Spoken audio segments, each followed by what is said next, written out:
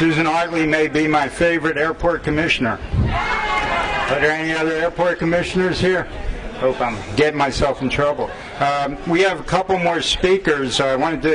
We have someone who's insisting on speaking about the landings and waking up, the no curfew on landings. I'm going to let Trudy say something, but I also want to mention that the Northwestdale Neighborhood Association and President Tony and his wife Vicki Sinelli have been very helpful also in putting this on and with outreach and everything. Thank you to them also. Trudy? I'm Trudy Wells, and I live very close to here.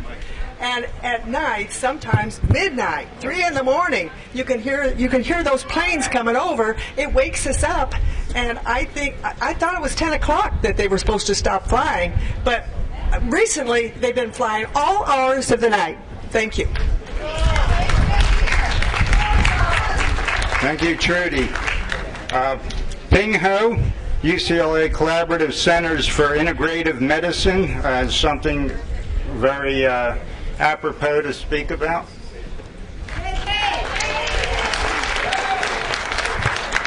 How many of you have ever smelled jet fumes at your home? Woo! About 6 years ago, a friend in public health was at my home and she said, "I smell diesel."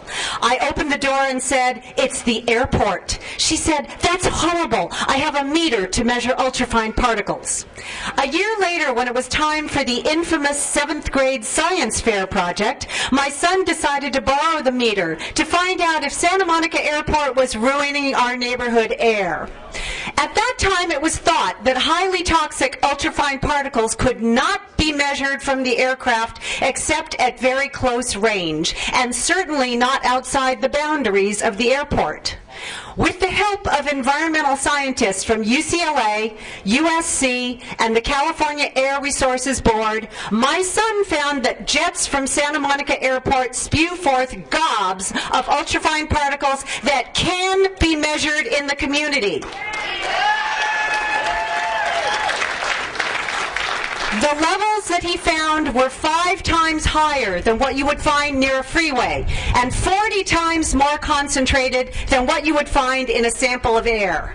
My son found peak levels to be associated with fumes, particularly from idling and taxiing. This spawned a series of studies by distinguished scientists that have confirmed his findings. A recent UCLA-USC study of Los Angeles International Airport reported that the number of ultrafine particles in jet exhaust during idle or takeoff mode is about 1 quadrillion, that's 10 followed by 15 zeros, per kilogram of jet fuel burned.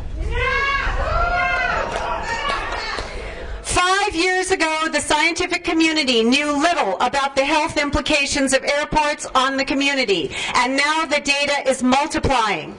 So, the take-home message is, don't take no for an answer. And to quote my Holocaust-surviving grandmother-in-law, no problem is too difficult to solve. Thank you.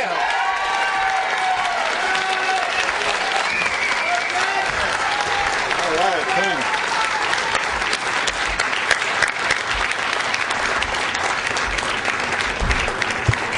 Our next speaker, thank you, Ping.